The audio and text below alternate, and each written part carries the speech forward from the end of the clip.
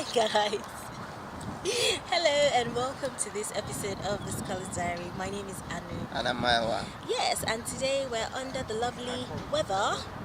We are under the compulsory sun that Anu has decided to bring me to. It's a beautiful day. You don't get to see this every day in the UK, so we're taking in the sun.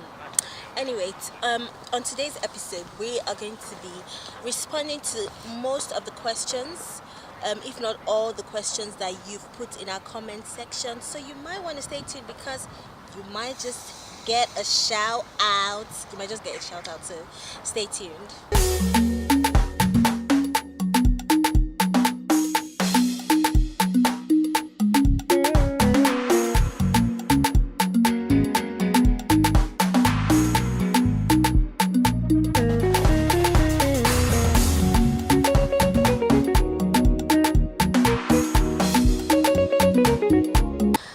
Okay, welcome back.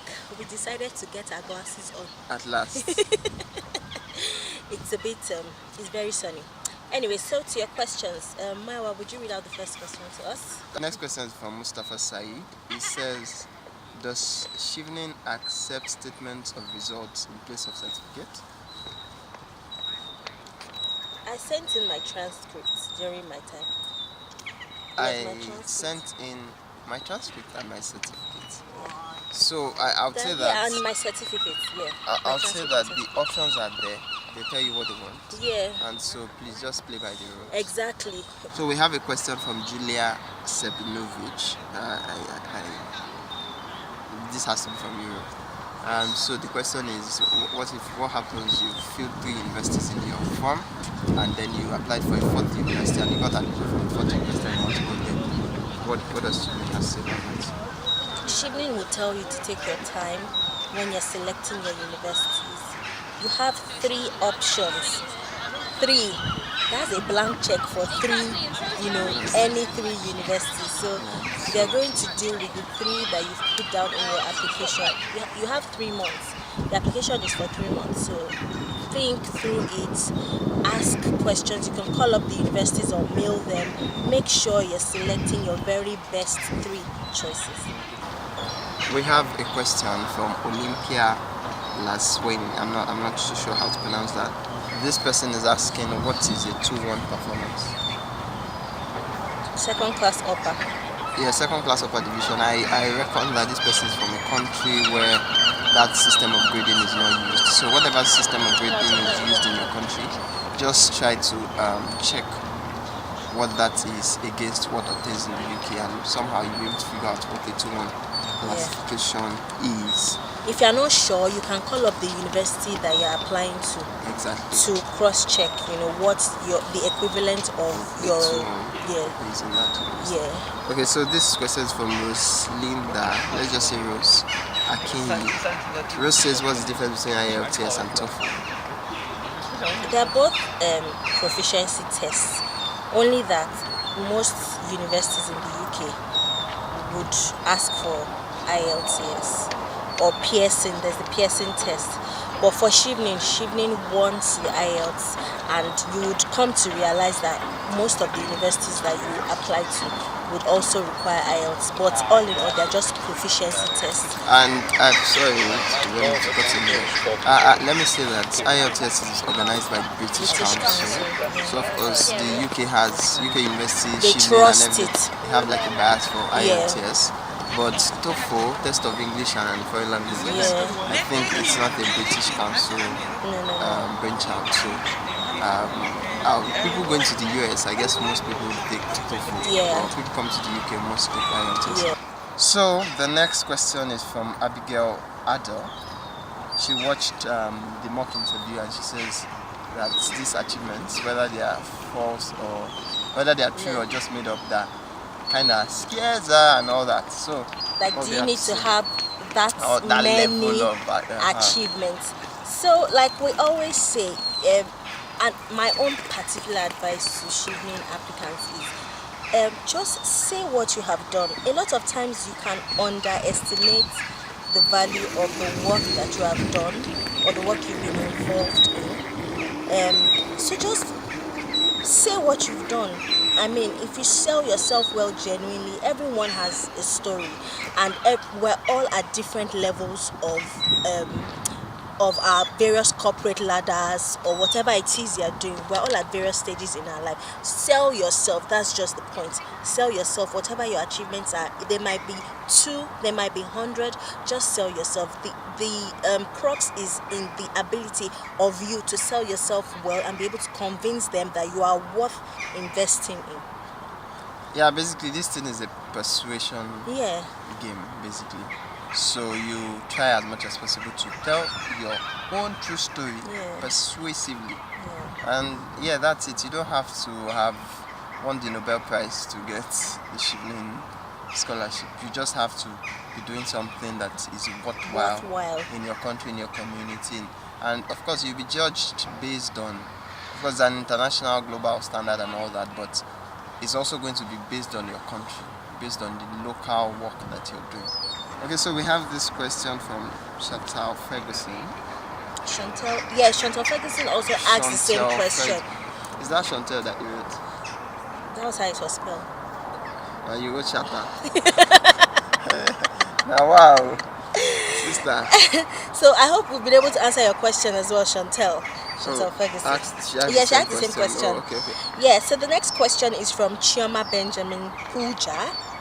And she says, do interviewers expect us to know so much about the university choices to the extent of knowing the professors in them?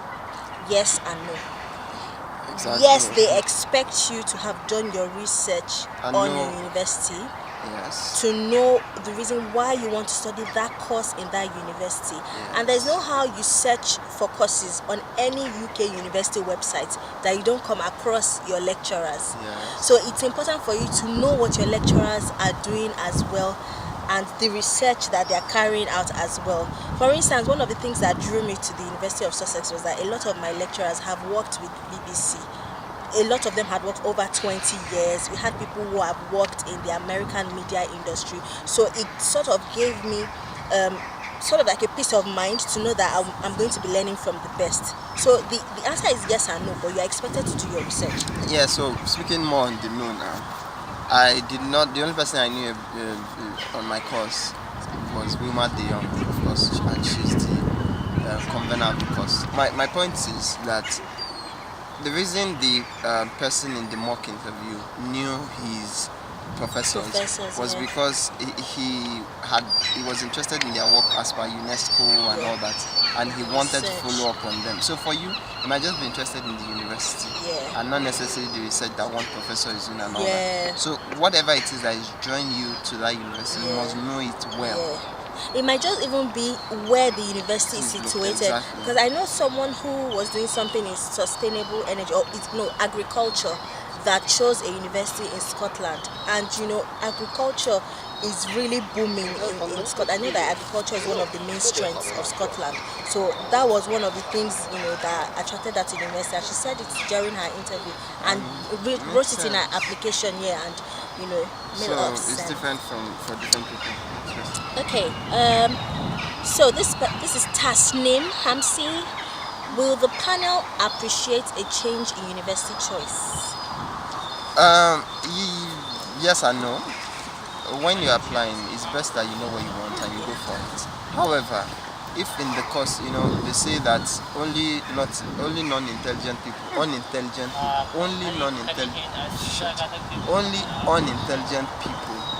change their minds. So if you find a reason why you have to change, a stronger reason that you can back up with explanations that is valuable, you can change your university and it makes a lot of sense. Your quotes? Yes, only so if you don't change your mind, if you never get to change your mind about something, even when there's superior arguments, you're unintelligent. You agree, right? Okay, if it's in that context, but in the context of this university, changed her mind. If it's in the context, be serious. Oh, so you're intelligent. Be serious. No, if it's in the context, I don't want you to make people who already knew 5 years ago that if they get an opportunity to study a particular course in the UK, this is the university they will choose. People that already have their minds made up now make them feel like they're unintelligent. No. What I'm saying is, of course, clearly, What I'm saying is that if you know that this is what I want, this is what you've wanted for 5 years, and you find superior reasons to want something else, an intelligent person will change their mind. Someone who is not But the intelligent, point who is dogmatic and rigid, will be like, no, this is where I want to go. yeah, I understand. It's good to be flexible, but Yeah. it's also better It's best to to know do what your you want, research. basically. Yeah, know what you want and stick to your university. So, but whichever way you go, you can't be wrong. Just defend it well. Okay. So Adrian Alej, proficiency test compulsory, and a lot of people ask this question. There's also Papa Awa also asks the same question. We get that question a lot. Yes, the English proficiency test is compulsory if you're applying for the Chevening scholarship. Are you It's sure? one of the requirements. Yeah. You have to. Your university might waive it for you, but Chevening is will not going to waive it. Yeah. Yeah, so you have to write that. So, Mustafa Saeed asks, is it okay to choose 3 same titled courses in 3 universities? Well, in which case one is slightly different. Now, I understand what he's saying. Media and development, media for development, media and international development. Yeah, that sort of thing. Same courses, slightly in and for whichever. They have the same spirit. So, if the spirit of what you want to do is the same, Yeah. the name, whether it's same or different, really does not matter. Yeah. Just be focused. And you need to be able to convince Chevening as well in your application that even though they sound differently, because different universities name their courses differently, but when you go through the modules, you notice that it's basically the same thing they are going to teach you. So you need to be able to explain that it's the same thing, but it's just named differently. Anyway, engineer Zahra Engineer Zahra is asking, what if I choose to... Oh, she's also asking the same question with Mustafa. 2 same courses, one is different. Is it acceptable? Yeah, I guess. But in her case though, I remember her question. In her case, she said because she's doing something in engineering, so she chose 2 courses relating to engineering and one relating to computer. You have to be able to state why you are making that choice. The way it strikes me is like I may be wrong, but it might give them a feel that you don't know what you want. Doing, so if you want electrical engineering, for example, so first choice electrical engineering, second choice electrical and electronics engineering, third choice computer science with something. If there's no bond that is tying all 3 together, it shows like, oh, this person is taking a gamble here. Yeah. And she may actually not want that divide. So they should all be pointed for it. Yeah. Your choices of courses need to show that you are consistently interested in doing a particular subject. So how much is the scholarship worth? Yeah, how much is scholarship worth? How much is the Chevening scholarship worth? I'll put financially now, yeah, what you get throughout the year, not what you get, what is paid throughout the year. I'll put an estimate around 30 to 40,000 pounds. Yeah, because our school fees is 17. Some schools my school fees is 17. Some schools is 20. Our own is like maybe 14 or something. I slap you. Some schools 20, 25. Sorry guys, the inside joke here is that Mayowa says I did a cheap course because his course was £2,000 more expensive than mine. Either way, the monies didn't come out of our pockets. Come on. So yeah, some schools are more expensive, some schools are, so whichever way, it's about 30 to 40,000 pounds. And I think in whatever country you're coming from, that's a lot of money. Yep. Even if you're from Qatar. Okay. Well, that's how much is worth financially. Financially, yes. Now, so about otherwise, yeah, go ahead. How much is worth? Yeah. Okay, so apart from the financial aspect of Chevening scholarship, you also get to explore the UK. There's so many things that I have come to learn in the past 1 year that I never imagined existed in the UK. So there was that. We got to explore the UK. Then there is the network. Chevening is the most prestigious scholarship in the world. Yeah. That's a fact. Period. So you get the opportunity to be a part of an amazing network of movers and shakers around the world, Presidents, Prime Ministers, including those in the same set with you. We've come to meet a lot of amazing people who were in our cohorts. You get to meet a lot of amazing people in your cohorts too, whom you might work with later in the future, or whom you might work with now, or whom might just be friends for life. But the Chevening scholarship is an all-round experience. you can't put a price tag on that network. Yeah, you can't. Come and say hi. Come and say hi. So can we have a brief introduction? Yeah. Hey, I'm Aritha. I'm a Chevening scholar at University of Sussex. Hello guys, I'm Freddie, Chevening scholar, University of Exeter. I do mining engineering. Okay, I was doing mining. Yes, your time is over. Yeah, my time is also over. I'm Tutenda, Chevening scholar, Queen Mary University of London, Masters of Law in Energy and Natural Resources. Oh yeah, So I was doing Masters in Science and Technology Policy. So guys, we're making this video for those who are applying. Just give them one piece of Just advice. encourage Yeah, them, exactly. Okay, guys, my piece of advice is that the whole or the essence of the Chevening application revolves around the 4 questions they'll ask you. You really need to take time to answer those questions, and you really need to get in depth with your research. Make sure you're answering the question. Make sure you have tangible evidence to back up what you're saying, because those questions are what constitutes the interview which you will go to if you make it to the interview, which I hope all of you will do.